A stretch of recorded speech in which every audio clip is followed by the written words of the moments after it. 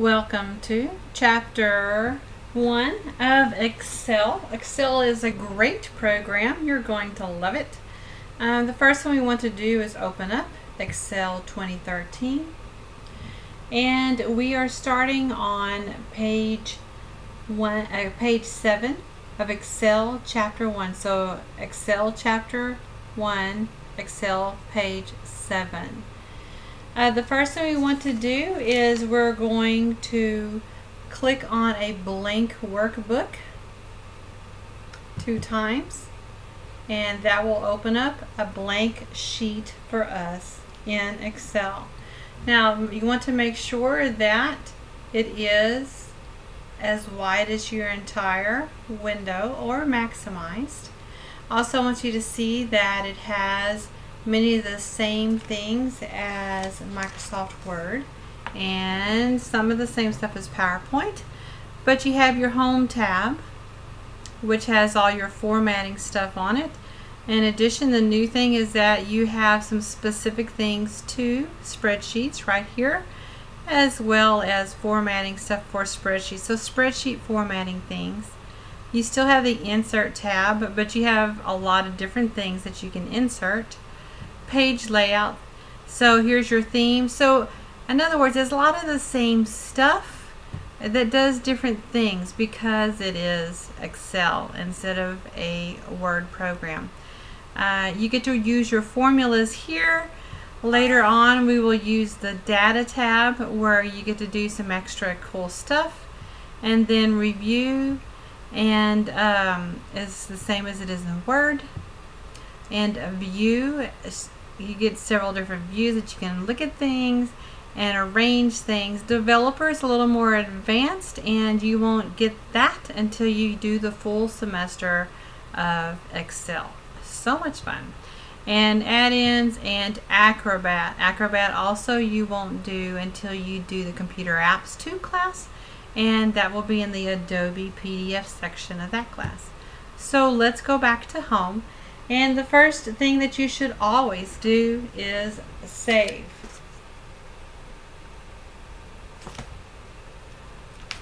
So save, go to your computer and navigate to where you always save everything for this class.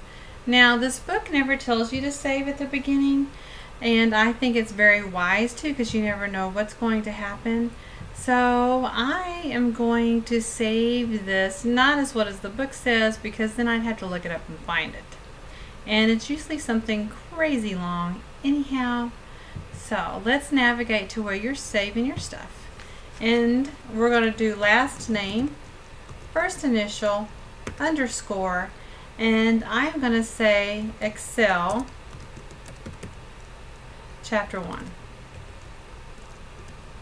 Now when we get to the where it gives you the actual name, you are more than welcome to change it. Alright, and so we're going to hit save right now. There you go. Now notice that Excel has rows, which are signified by the 1, 2, 3, 4, 5s. It also has columns, which are signified by the A, B, C, Ds. Alright, so the letters are the columns, the rows are the numbers, and where they intersect, that will be the cell address. So notice that we are at the intersection of column A and row 1. So the cell address, because you have to tell people where to go, right, is A1. And you can tell where you are because of this box right here, and that is the name box. Now if you ever have to go to some crazy number somewhere and you don't want to look for it, let's just say we want, and y'all don't have to do this, this is just showing you. Let's say that you want to go to Q10, the intersection of column Q and row 10. Alright, so we can type Q10 in our name box, hit enter, and there you go, it pops clear over there for you. So the name box shows you the address of whatever cell is active at that time. Okay, now some other cool stuff that you will run into if you need to do something to the sheet that that needs to affect the entire sheet. Notice this is called a sheet. Okay, you can click on this little thing here between the A and the 1 in the top left hand corner, and that selects the sheet. From there you can change colors, fonts, anything you want to do you can change there. It is also the last thing I do before I turn a sheet in is I'll select the whole thing and double click in between column A and B, and that way the sheet auto fits so that I can see all of the information on the sheet. If a cell is not wide enough, it will either put pound signs in there and people will think, oh my goodness, something's wrong. Nothing's wrong, your column's not wide enough. Or it will cut off text. Either way, I'm going to count it wrong. So make sure that you can see before you turn into me everything that is supposed to be seen on that page. Okay? Another thing you use a whole lot in here is your formula bar. So from here, anything I type in a cell shows up here. And when I hit enter, notice that cell A2 is empty. And when I click on cell A1, there you go, it shows you in my formula bar. Now, the next thing you want to do is, I think we're going to go ahead and start with the book. Okay, so look in your book on page 7, Excel chapter 1, page 7. Make sure that A1 is your active cell. Alright, so the intersection of column A and row 1. It has a little green square around it, and it's A1 in the name box. So you know that you know that you know where you are. So the very first thing it says to do at number 2, page 7, is to type personal budget worksheet. So looking at number 2 on page 7, we're going to type personal budget worksheet. Now, when I hit enter, this personal budget worksheet shows in A1, but it also spills over into B and C.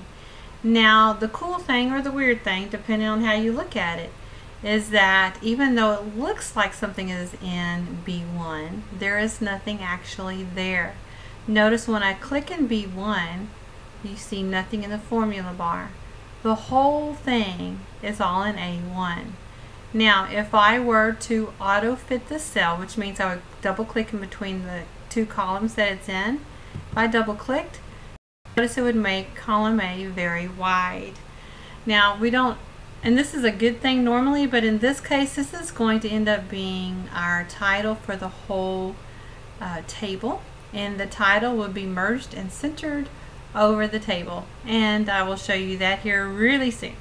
Okay, notice that you can click wherever you want to move around, but also you can move around using your down arrows, your right arrows, your up arrows, your left arrows. Okay, you can also hit tab, and that moves it too. Now each thing kind of depends on what you're trying to accomplish. Enter will move it down. Tab moves it across. Okay? Now, if you look on page 8, it says to actually enter, which we've already done, and make sure that cell A2 is selected, which we have done, and we are going to type in monthly estimates.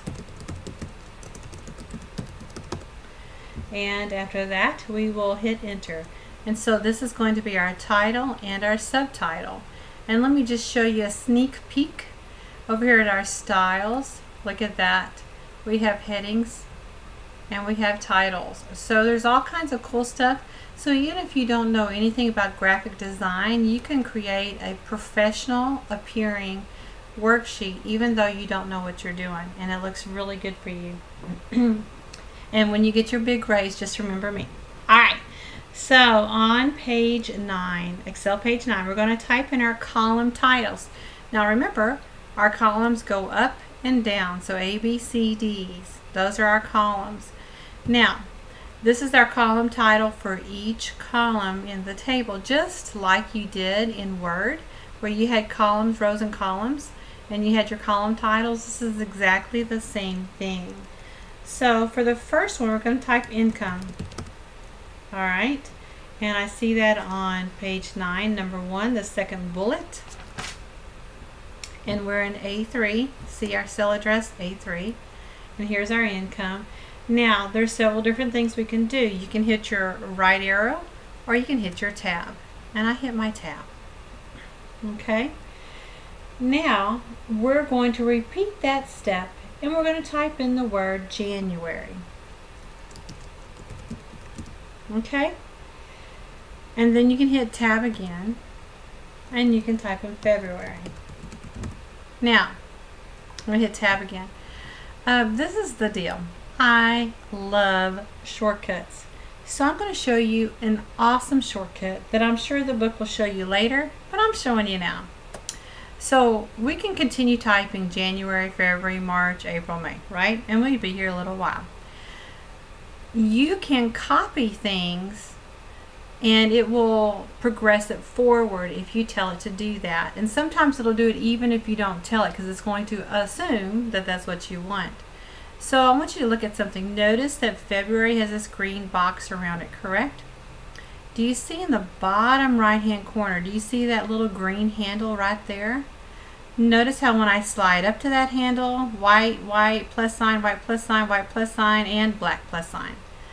As soon as it changes to a black plus sign, now there's several different plus signs and each one does something different. These are your cursors in Excel. What you want to do is when you slide up to it, it turns into a black plus sign. Push down your left mouse button and hold it and slide across. Now see, do you see the little box that says March? That tells me that it's going to put March in D3, April in E3, May, June. Pretty cool, right? So much faster than trying to type it, correct? And when I'm looking at the book, it looks like we go clear to December. So now I'm going to let go of my left mouse button and voila, isn't that beautiful? Okay, and so much faster than having to type the whole thing. Now remember, I made a big deal about wanting to see the whole thing, the whole word. See September, the R is kind of cut off. So you know that you're going to have to come in between the J and the K and double click, and that will automatically make it wide enough. Now there are other ways to do it too. You can actually click with your left mouse button and grab and drag it and force it to be really wide. Okay? But double click is so easy, so why bother?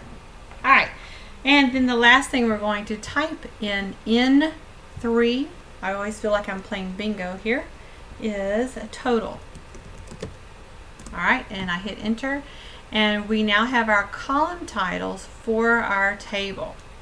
Now, the next thing that we want to do is we're going to copy those months and those totals. So, why don't we go ahead and let's click in A8. So A, column A, row 8, correct?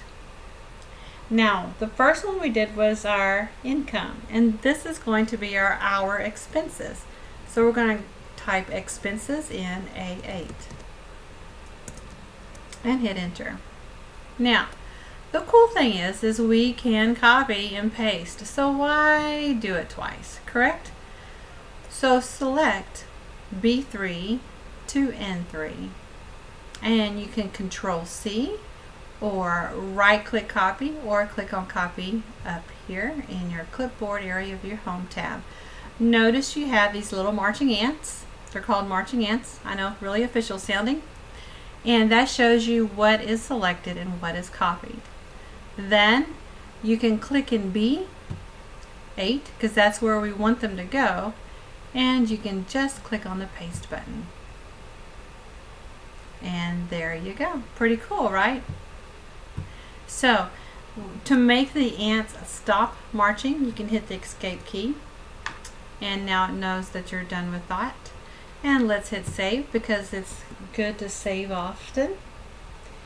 And Now we're on page 11. So much faster, right? So much faster. So on page 11, it says to click in A4. So the intersection of column A and row 4.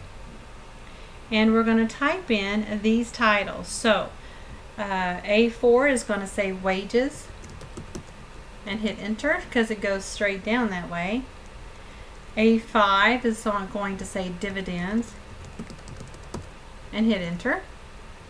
And then A6 is total. Alright. Now, if you'll look at your book on page 11, still on number 2, and see it shows you everything that you're typing in. Also, there's a picture too. I like pictures. A9 says rent. Y'all see this? A10 is food. A11 is tuition. A12 is books. A13 is entertainment.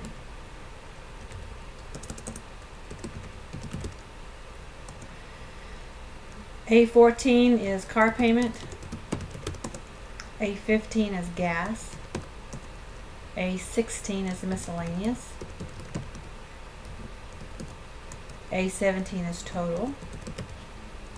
And if you hit enter twice, that should take you down to A19, which is net. Okay, now see how entertainment, these all spill over. So I'm going to tell you right now, we're going to need to make this at least wide enough so that those aren't hidden.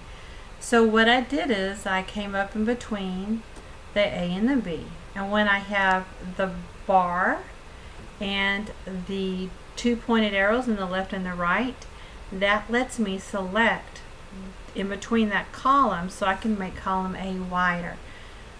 With that bar, with a mouse looking like that, I click on the shift or hold down the left mouse button, and drag it out to the left.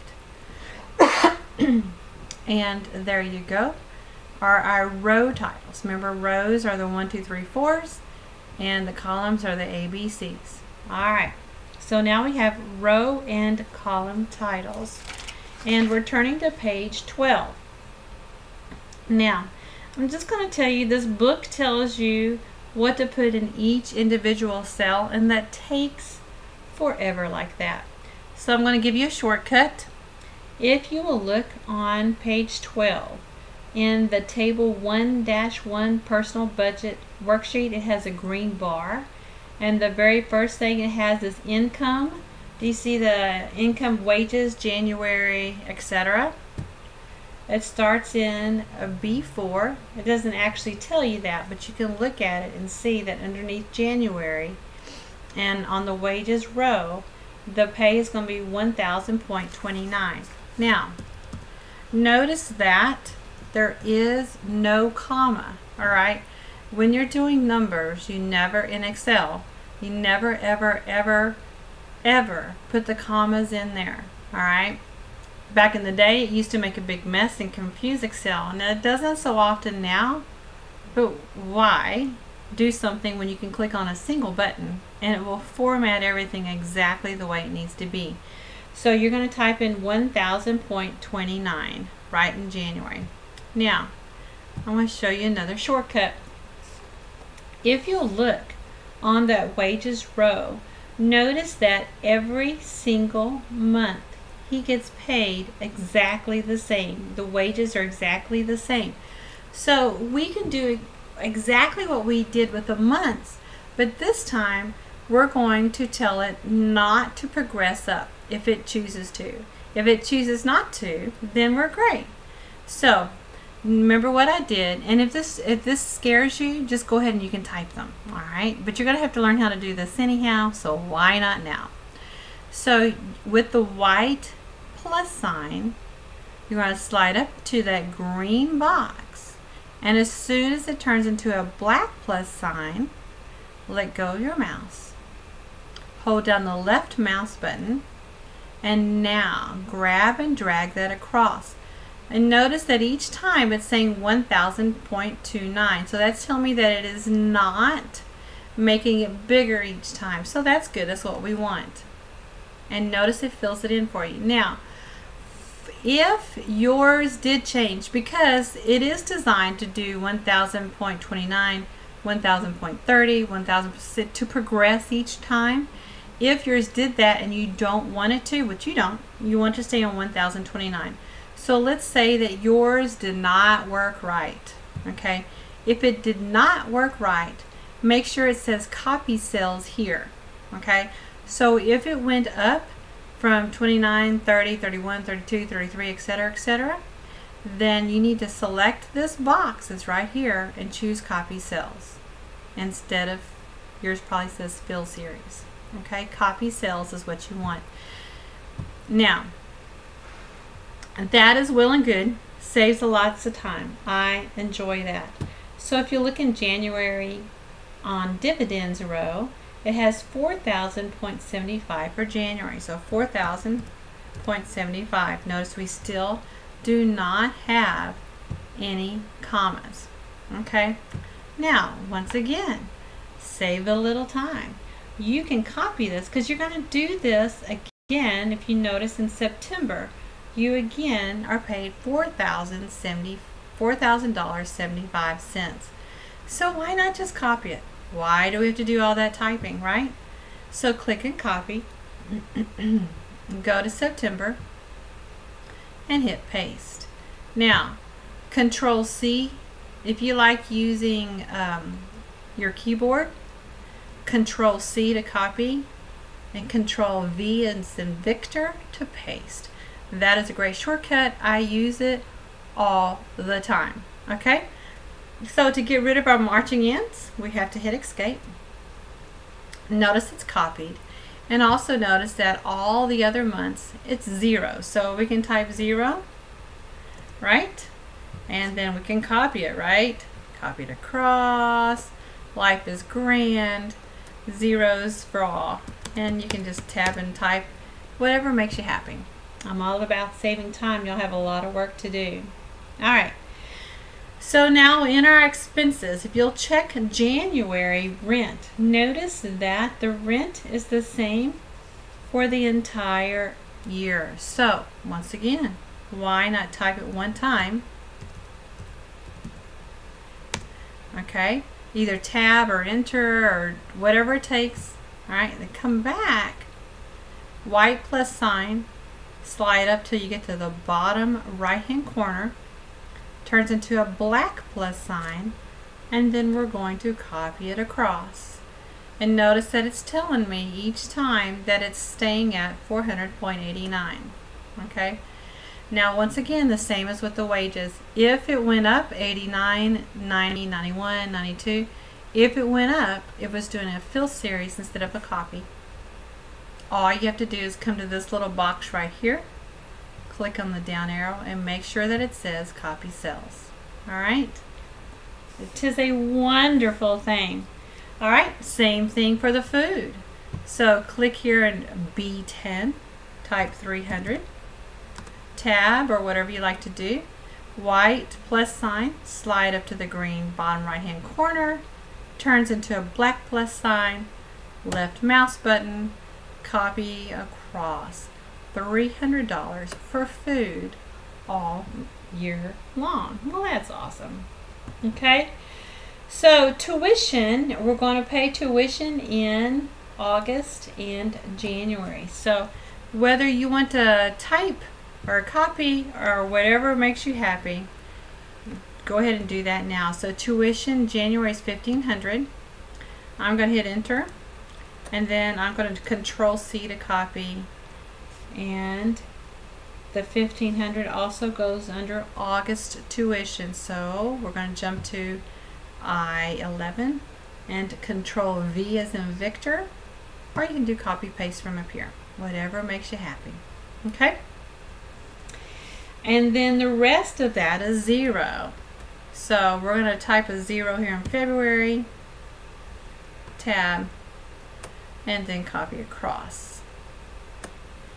And same thing here, 0, copy across. And notice I am taking a couple of little shortcuts, but you can keep doing it the way I was showing you, or you can type it all in if you want. It'll take forever. All right, so books 500 in January, and we're going to copy it.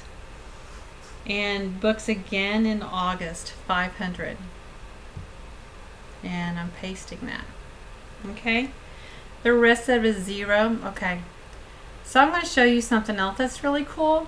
It might freak you out, and if it does, you don't have to do it. All right, you can also copy things from a row above to a row below. So check this out. You can copy all these zeros here for from February to July. And now remember the whole white arrow to the bottom right hand corner. See that little green dot right there? You can grab that and drag that down. And there you go. Okay? Now I realize that we're not typing zeros isn't that big of a deal, but eventually it will be. So I selected them, and then I slide up to that bottom right hand corner, and it turns into a black plus sign. That black plus sign means I can copy. And I copy it down. So, and if all this is stressing you out, you can just type it. But you will, this is something you have to learn in these 3 chapters, so why not now? All right, for entertainment, he has 100 for the whole time. So we're going to go entertainment, type our 100, and copy it across. Okay, notice I started leaving out that enter thing. You don't really have to do that. I'm just saying. Just a little extra shortcut. Okay, so now you've seen how we can copy one cell across and a group of cells down, right? Now you can also copy, just like we copied those several columns of zeros down to the row below, we can do the same thing from here. So just humor me for a second. On car payment for January, type 154.79. and hit enter. For gas. Oh, it's not going to work. I'm going to show you. Okay. Not going to work because some of the numbers are different for the gas. So I was going to show you how to copy several at one time, but scratch that. So let's go back to our car payment and copy it across. And go to our gas.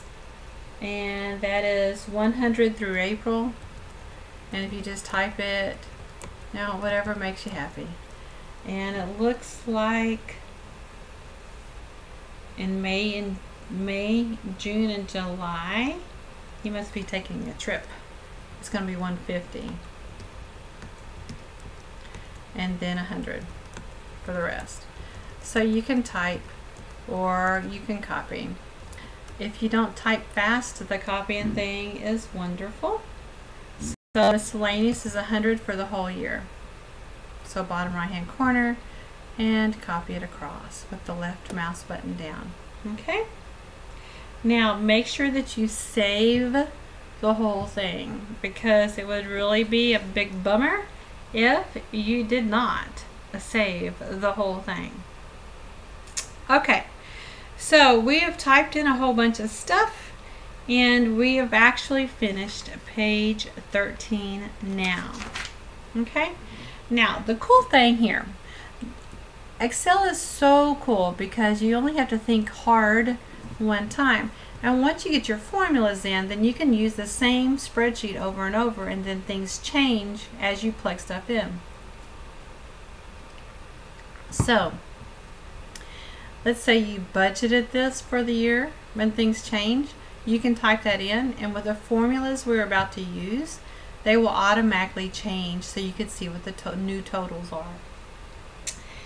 Click in cell B6. So cell B6 right there. So that is going to be the intersection of column B, row 6, or the intersection of January and total, correct? Now, what they want you to do, if you'll look at number 1 on page 14, they'll want you to click on the sum button. So we'll slide, you're in the home tab, slide clear over here to the right. And do you see the auto sum, the sigma? Alright, click on the down arrow. and you have several choices: sum, average, count. These are all formulas that are already set up for you, and all you have to do is click and it automatically does it for you. And they want you to choose the sum button. So click on sum. And notice that it automatically assumes that this is what you're adding. And in this case, it's right. But you do want to check it all the time, because sometimes the computer chooses things that's not what you wanted. So, but usually it's right. All right.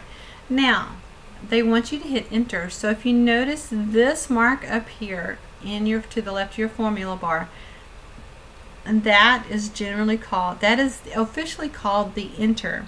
So if you click on that, now the formula is entered. So let me show you this, something's cool. Notice that here it's showing 5001.04, but in the formula bar it's showing the actual formula. So whenever you're working with formulas, the formula bar will show the formula and the cell is going to show the answer. Alright. So the next thing it wants you to do is to enter the sum function in cell B17. Now, we've talked about copy, which you can do with your formulas too. But for now, I'm going to say let's do the sum thing again. If you click on B17, which is the intersection of column B, row 17, and January expenses with the total, okay? So in this column, it also wants to get a total expenses for January. So if you click on auto sum, now notice that this time I clicked on auto sum instead of clicking on the down arrow and sum. Auto sum does the same thing. Notice it automatically added it all up, and since I clicked it twice, it went ahead and finalized it instead of having to hit the enter. But you see that says B9 to B16, and we double check B9 to B16. Yes, that is what we want to add. Sum, S-U-M, is another way to say add, right? So there you go. Isn't that awesome? Now, we are going to copy those formulas across. So we already know how to copy because we took a shortcut earlier. So click in B6. And once again, white plus sign, slide up to the bottom right hand corner, turns to the black plus sign, click with your left mouse button, and then grab and drag across. And this is something cool. Now, notice that it added it up all the way across. And I want you to check out your formula bar. See right here it has sum B4 through B5.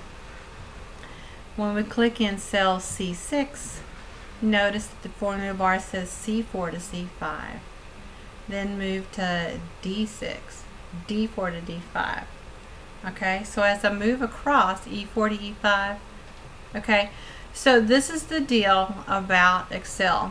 The cool thing about Excel is that as long as you use cell addresses, they will change when you copy formulas anywhere. Alright, so you always want to use cell addresses if at all possible. Now, and the thing is, if you don't use cell addresses, let's say that you went ahead and you added all this stuff up by hand, which number one, that would take forever. But number two, let's say that you came to November and instead of 0, you had to spend $500. So you would have to go in and refigure the total here, and the total here, and the total here. 3 places, correct? Let me show you something cool. And don't do this. You don't do this. I'm just going to do it. Let's say that the dividends in November were 500, and we hit enter. Notice that it automatically changed that number to 1500 to add that in.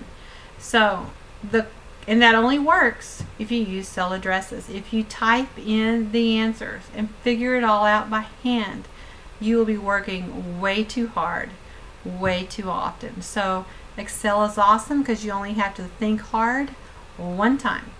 Alright, So let's copy across B17.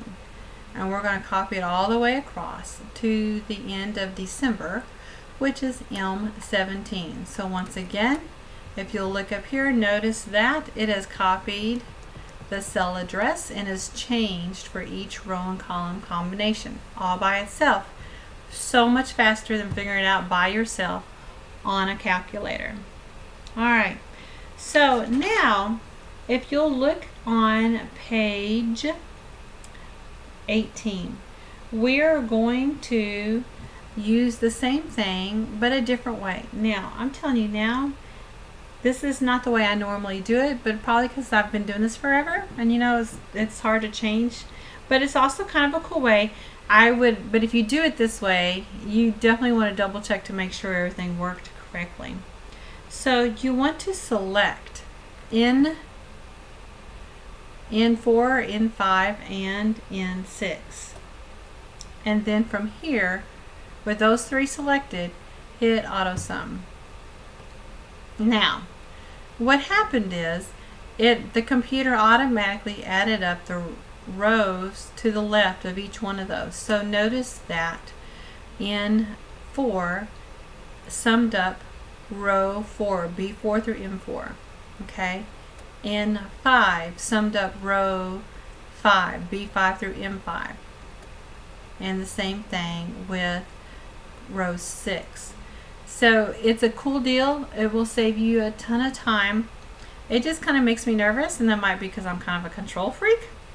It's my bad. But anyhow, it's always good to double check.